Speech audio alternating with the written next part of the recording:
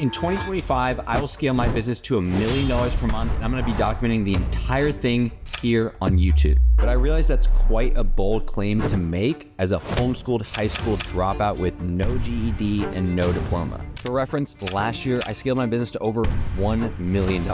Today, you're gonna watch an entire end-to-end shoot with a client, and you're gonna see a lot of little Easter eggs that will probably save you a bunch of time.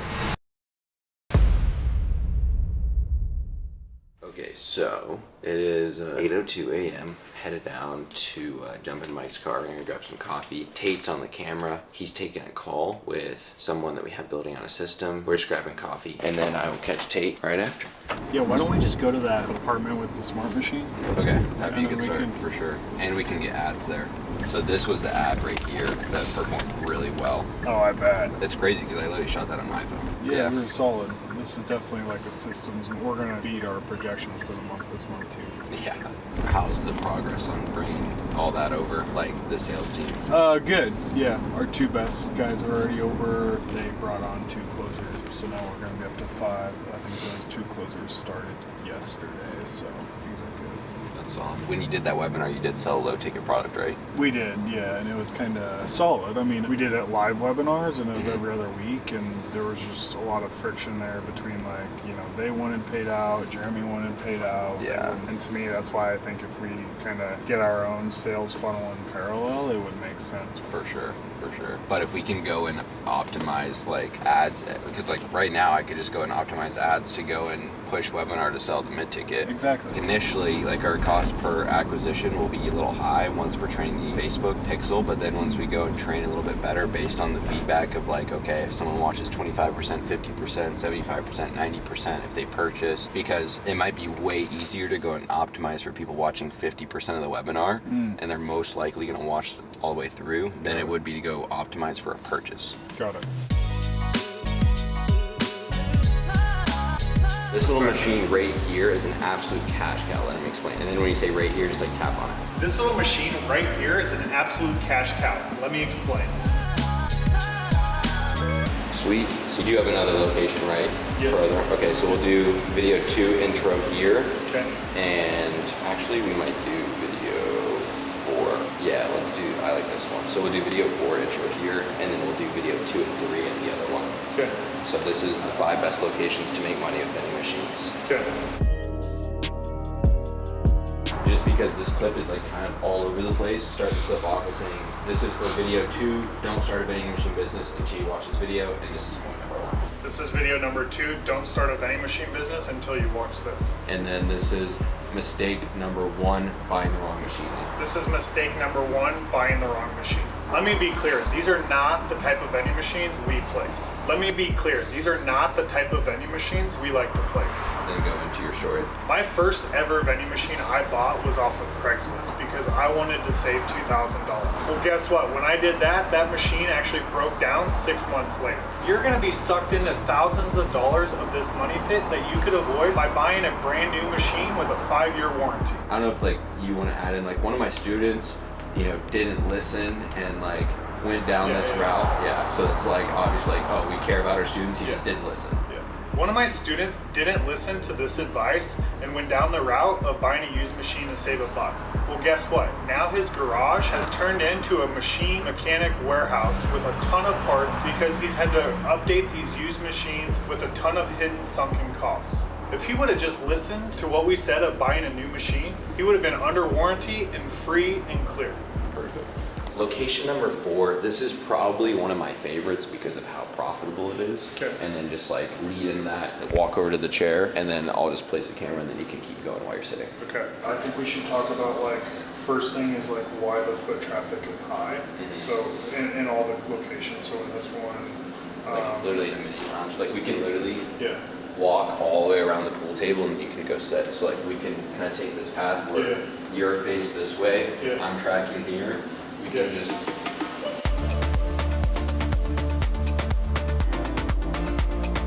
Okay, so let's do that one more time. I loved everything you said, but when you start over there, just come to the chair. Don't go all the way around, and I'll go around. So when you walk, you'll kind of take like this sort of path right here. I'm gonna walk around so you can face towards me, and then you can just come over, Just keep looking at the camera and then just take a seat. And then some of the best items, and you can just go off there. Ready? Some of the best items we have in our machines at apartment complexes are things they can use in their apartment.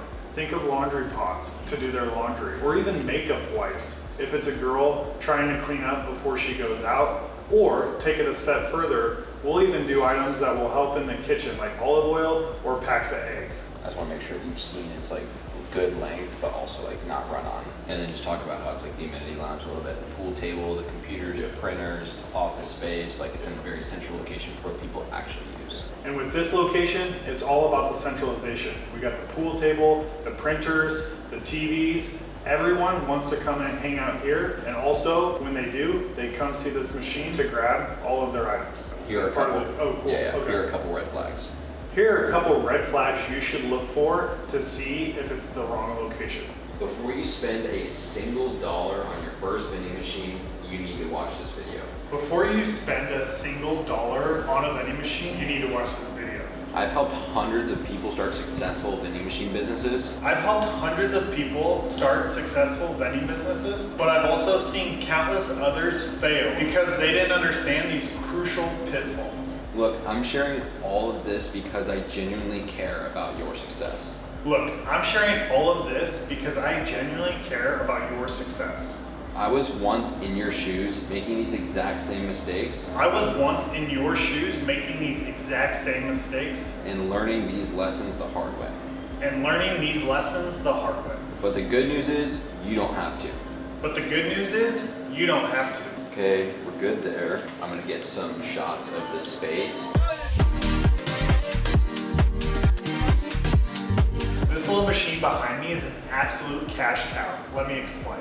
This little machine behind me is a passive income powerhouse. Let me explain. This little machine behind me is a passive income powerhouse. Let me explain. This little machine behind me is a 24/7 money generator. Let me explain. This little machine behind me is a 24/7 money generator. Let me explain. Say goodbye to your 9 to 5 with this absolute little cash cow sitting behind me. Say goodbye to your 9 to 5 with this passive income money printer sitting behind me. Let me explain. This little machine behind me is an absolute cash cow. Let me explain. This little machine behind me is an absolute cash cow. Let me explain. This little machine behind me will pay for my daughter's college tuition. Let me explain. I have an ebook on how you can start earning true passive income with Vending. I have an ebook with how you can start earning true passive income with Vending. Click the link below and download it now. Alright, we should be good on those. Lots of hooks. Fucking hook it. Yeah, for real. Out of my comfort zone. Sick. Lots of good stuff We're there. banging them out one at a time.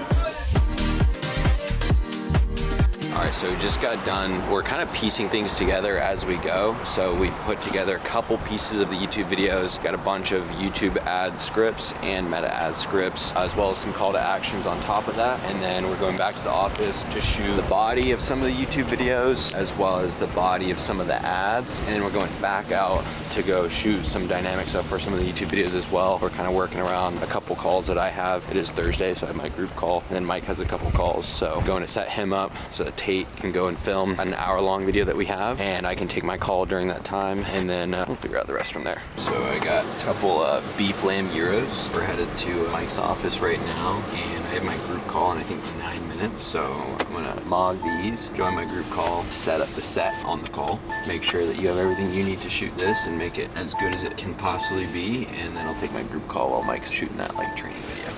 Yeah, I'm trying to think where a good spot to set my laptop is. What do we think? Are we still doing that whole desk thing right here? Yeah. Do you want to do that desk or do you want to do your desk? Mine's a little wider because it's an electric desk, so that might actually be. Look at it.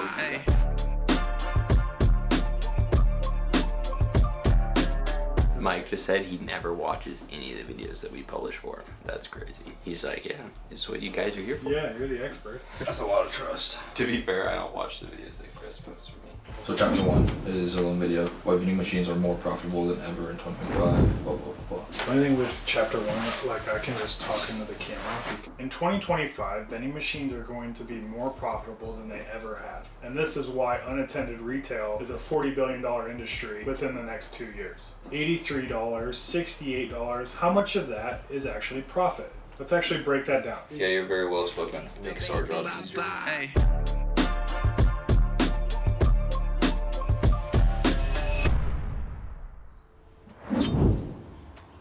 So I'm gonna give you a basic answer. I want you to write this down because I don't want to flood you with information that is gonna cause you to stagnate. So all ads is great creatives and good data tracking. And in order to get great creatives, you're going to Facebook, you're going to spying tools, and you're finding other companies that are running ads, that are running good ads. And the way that you're able to discern if it's a good ad is usually based on how long they've been running the ad. If they've been running the ad for 5 days, you don't know if it's a good ad. If they've been running the ad for 60 days, 70 days, 90 days, 100 days, 200 days, 300 days, you know it's a good ad. No one's running an ad for a year that's not performing. It's just, unless they just like burning money, right? At the stage you're at, you're not in an innovation game. You're in a copy-paste, data-driven game. So copy-paste good ads that are relevant to the company you're working with, track the data, and then make data-driven decisions on what to improve on. I'll give you an example of how I'm doing this for Mike, right? So Mike's obviously in a little bit of a different industry, so I had to innovate a little bit, but I have enough data from his offer and sales calls and objections and webinars and product that I could go and take all that data and create relatively solid creatives, also with just the understanding of content that I have, right? So I was able to go make a bunch of creatives. I launched 162 creatives for him initially for his ads, and everything boiled down to like one creative performed really well. So when I came back up here, I went and filmed a bunch of spin-offs of that creative because I have the data supporting that that's a good creative. But I wouldn't have been able to know that if I didn't track the data. So because I have all the data, which you can just do an export of Meta or Facebook or Google or anything, and then just run that export through GPT and Claude and tell me like, hey, like what's the best performer here, based on, give it continued context, whether it's a purchase or a lead, what ad is giving me the lowest cost per lead, what ad is giving me the lowest cost per result, find out what that ad is, double down. So data and creatives. Like for you, it's like, okay, we had that creative that performed really well. They were getting leads for under $1. Take that creative. That's why like all the hooks sounded almost exactly the same. Yeah. Because now it's like that creative worked. Yeah. Let's go make a whole bunch more of them and like squeeze it, right? Yeah. And so it'll be the same with your B2B stuff. It's like, okay, we have the leads already. We can create a lookalike audience. I just need to know how to talk to the person on the other side of the ad properly and how to call out to that demographic. So I just need demographic data from you guys as far as what that client looks like so I can go and speak to them properly. And then it's just a matter of split testing a couple different ways of going and speaking to them. And then when that data comes in, using AI to go and dial them and qualify or disqualify, building lists out of the qualified and disqualified, feed the disqualified back to Facebook, say, don't give me more people like this. Feed the qualified list back to Facebook, say, give me more people that look like this. And then just continue to refine that data, your cost per lead will just continue to drop. Yeah, that's sick.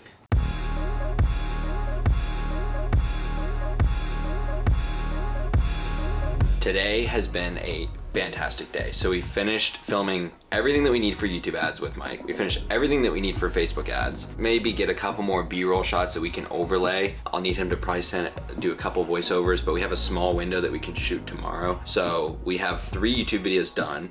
We need to shoot a 4th and then shoot 4 more tomorrow. We're gonna try to cram all those in. So very productive day. I had a meeting with a potential very, very large client. So I'm excited about that. May or may not share some of that. And we have another meeting at dinner here in about 25 minutes with another potential client that Mike is plugging me with. I think it's a dealership client, so probably won't really be able to film that, but I might like fireflies that conversation just so I have a recap of it. I'm like just hype. Like today's been a fantastic day. We've gotten so much material. I've just been geeking all day. I'm off 2 energy drinks and a coffee right now, and I was up late working on stuff. I'm gonna be up late working on stuff tonight, so yeah, I'm excited. I was about to say, I'm basically your perfect partner in crime. I'm just Honestly. kidding. No, Tate literally, I was on my group call today, which normally Thursdays are just a wash because of my group call. So I was on my group call today. Tate was shooting with Mike. I just ran up with Mike. I was like telling him a little bit of story, telling him to do this, and I was like, all right, let's film this and do this. And we like popped up in all these random locations, and then I was just thinking the whole time, like, what would Cam do? So I was just trying to be Cam. He's such a chiller. I AI'd Cam's spot. I said, yo, what would you do? And he never. But yeah, obviously there's not too much that we're disclosing on this. Yeah, there's a lot that I'm not talking about. That's all part of it. That's the part of when you're making $1 million a month. Because if Join. it was easy, everyone would do it. Watch the training below. Shall we bring the camera to dinner? So, no, I told Tate to record this so that you guys can get an understanding of why. No, because I'm meeting a potential client, and like if I'm meeting a potential client and they're a potential bars client, the last thing I want to do, especially if they're not really social media savvy, is scare them away from the camera. So, like, it's cool because it can start a conversation, but like actually using it, like if you just rest on the table, that's one thing. But actually using it, recording conversation, yeah, that's a little risky as far as first impressions. Like, think about it. Your first impression is you're getting recorded with a camera. Not the best first impression. So we're gonna disappear to dinner, and then we'll come back and answer some questions. Might get a couple clips on our phone if we can do it discreetly, but it's, you know, the priority is getting the client, building the relationship, not getting a video for this specific section.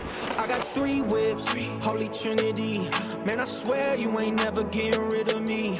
I got bands now, to infinity. Put a bitch in quarantine, cause she's sick of me. Alright, so currently we're at a private speakeasy right now. See, this is a world of... No, wait, I'm hideous. Is this content capture? Yeah. Yes, it is. Nice. Everything's content capture. We're just negotiating $1 million, $10 million, $1 billion deals. I'm just happy to be a part of it. Right on. Cheers. Cheers. I don't have a glass, but I'll cheers to it all day long. Air cheers. Let's take it back to a time when we were so much in love, baby.